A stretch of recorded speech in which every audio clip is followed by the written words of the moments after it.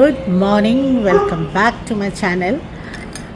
এখন আমি বেরোচ্ছি, সঙ্গে মাইমা যাচ্ছে, আমার মামি শাশুড়ি মাইমা আর আমি যাচ্ছি দাদার বাড়ি, মানে আমার এক ভাসুরের বাড়ি। আমি আগেও গেছিলাম, তোমাদের দেখিয়েছিলাম।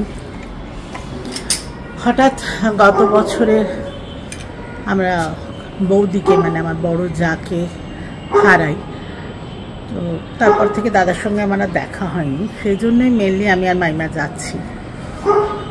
যাই হোক, চলো সঙ্গে থাকো।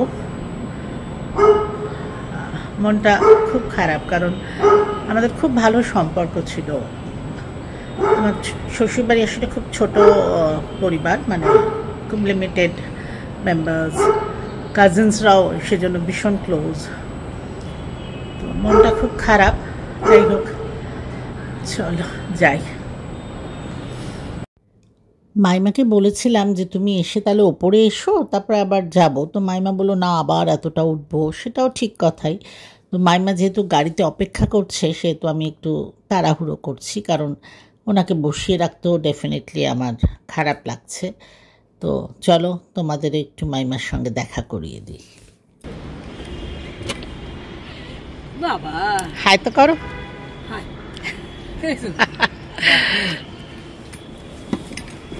আমাদের বাড়ির থেকে না দাদার বাড়ির দূরত্ব কিন্তু অনেকটা। আর সামনেই দেখতে পাচ্ছ, এটা কি বিশ্ব বাংলা বলে। এখানে একটা রেস্টুরেন্টও আছে। অ্যাকচুয়ালি এখন না কলকাতার রাস্তাঘাট ভীষণ সুন্দর হয়ে গেছে, মানে খুব ভালো লাগে এক জায়গা থেকে আরেক জায়গায় যেতে। আর রাত্রিবেলা আলো দিয়ে তো আরও সুন্দর লাগে, ভীষণ এনজয় করি। আর মাইমা না গল্প করতে ভীষণ ভালোবাসে।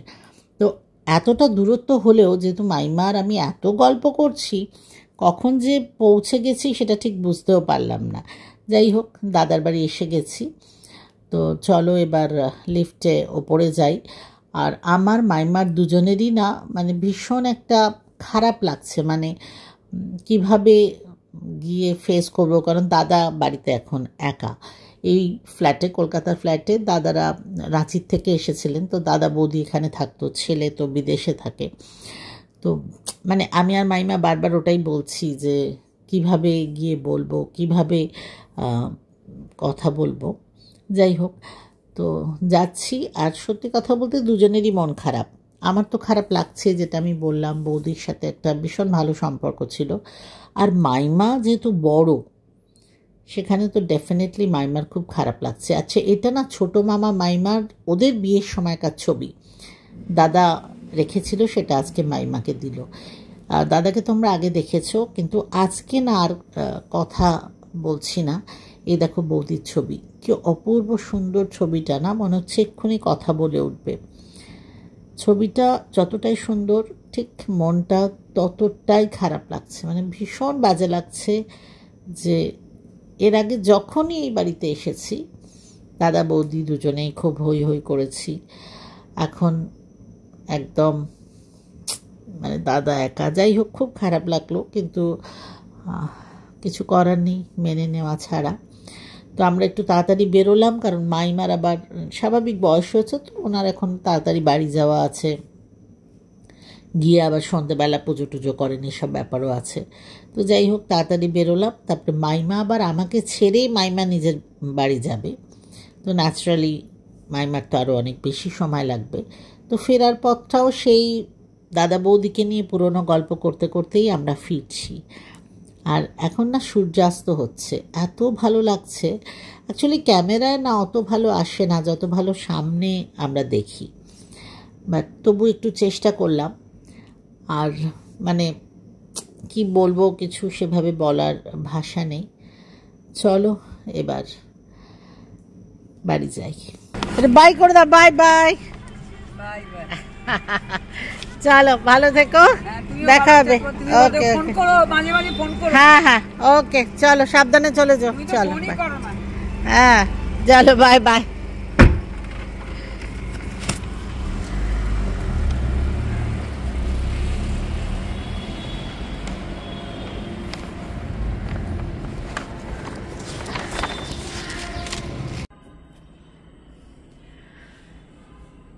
দেখো এখন এই মাত্র বাড়ি ফিরলাম, জানি না আজকাল একটু টায়ার্ডও লাগে। তো এনিওয়ে